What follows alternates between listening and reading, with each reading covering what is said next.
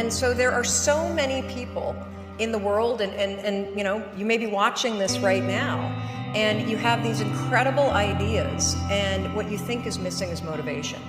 And that's not true. In my language, you all have the same purpose.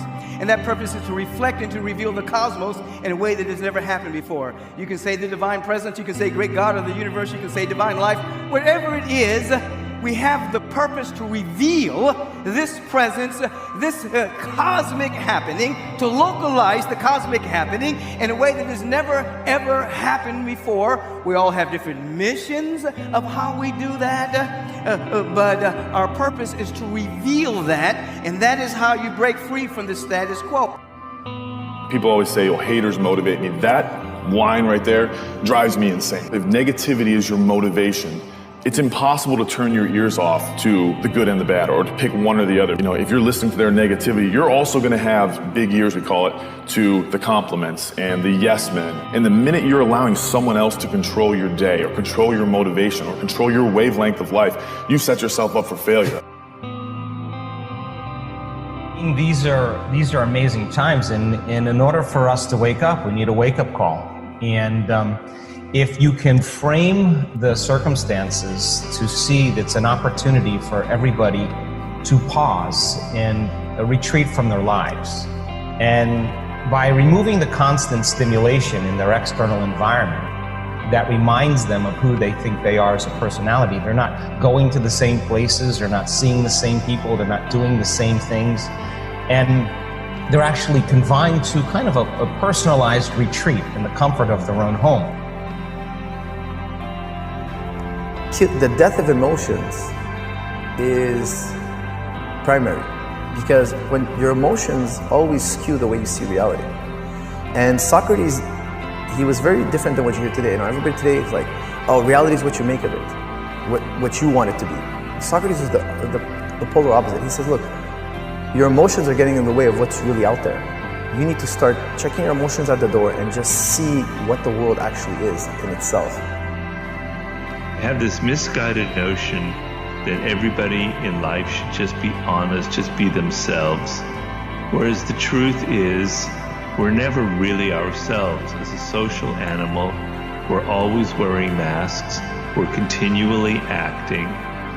But if you looked at yourself in the course of a day, you would realize, anybody would realize, how many different masks you wear. Now, the beauty behind this is who you're going to emerge as. And sure, the conditions in our environment are causing us to be uncertain. And in uncertainty, when things, we can't predict certain things, we move from everything that's predictable and known to this realm called the unknown. Mindset I'm defining as what's possible in your life, right? Think about the area that you're not making progress in, and mindset is the set of assumptions and attitudes we have around something, around how the world works, especially what we believe is possible, what we believe we're capable of, what we believe we deserve. And the fact about human beings is that we are not designed to do things that are uncomfortable or scary or difficult. Our brains are designed to protect us from those things because our brains are trying to keep us alive.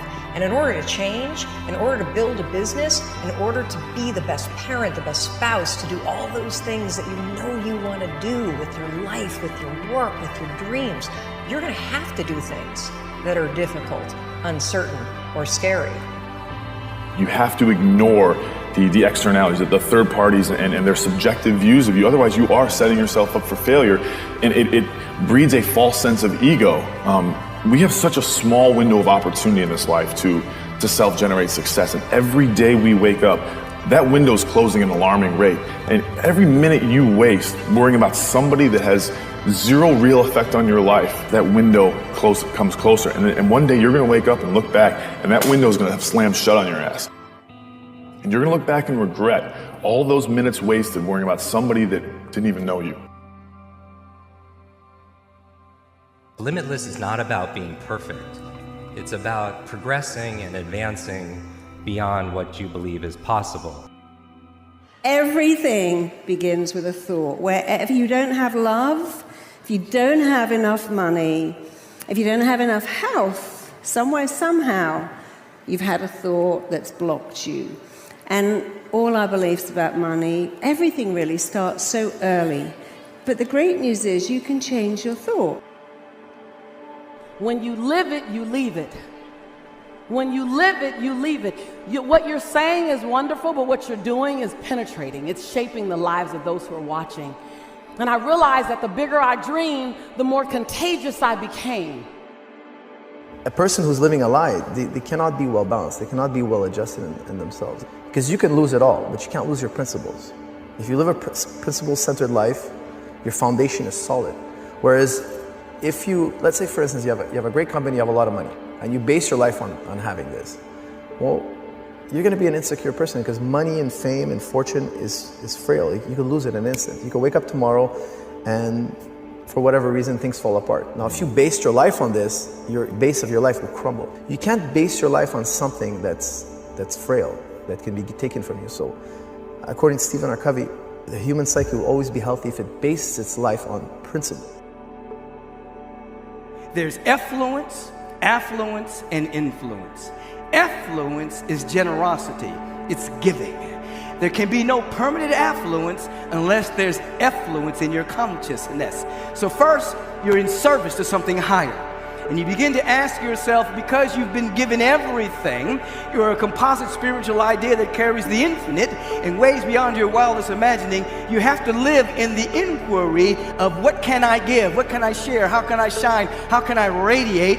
You have to give up the thought of what can I get from the world. Don't sign up for the goal, sign up for the inconvenience it's going to cost you. Sign up for that. Sign up. I sign up every day to the inconvenience. The goal looks sexy, the inconvenience looks costly. But if you sign up for the inconvenience, then the goal will take care of itself. There's no more freeing moment in your life when you can hear something said about you and completely dismiss it, and your day, the wavelength of your day has not altered completely. It is truly being free from within yourself and living a life in your own mind, unjudged by others, because life is hard enough, and it's going to beat you down at every opportunity. Why add one more thing? Take their attention off of everything that's known. And if you do that properly and you're not aware of your body, if you're not aware of the people in your life that you identify with, you're not thinking about your cell phone or any object, you're not thinking about where you're sitting, where you work, where you need to go, you're not thinking about the future or the past, you're in the present moment, then what are you? Your consciousness. And now that is the eye of the needle that passes you through to the quantum field. You can't enter that place as a somebody. You got to enter as a nobody. The planet is Mother Earth, Gaia, rainforests, rivers, 3/4 water, trees. It's a magnificent, luminous being that's becoming more and more conscious of itself. And then there is the world. The world is held together by opinions, points of view, positionalities, beliefs, which is why individuals can be on the same spot on the planet, but be in different worlds. Are you willing to not quite know what's there, but that something is there is greater than you? Are you willing to say, my life has to make a huge difference? A life well lived is what makes you enthusiastic. Find enthusiasm and you're at the highest level of the human experience. Enthusiasm. It's actually the path to happiness is enthusiasm. Your life comes down to your decisions, and if you change your decisions, you will change everything.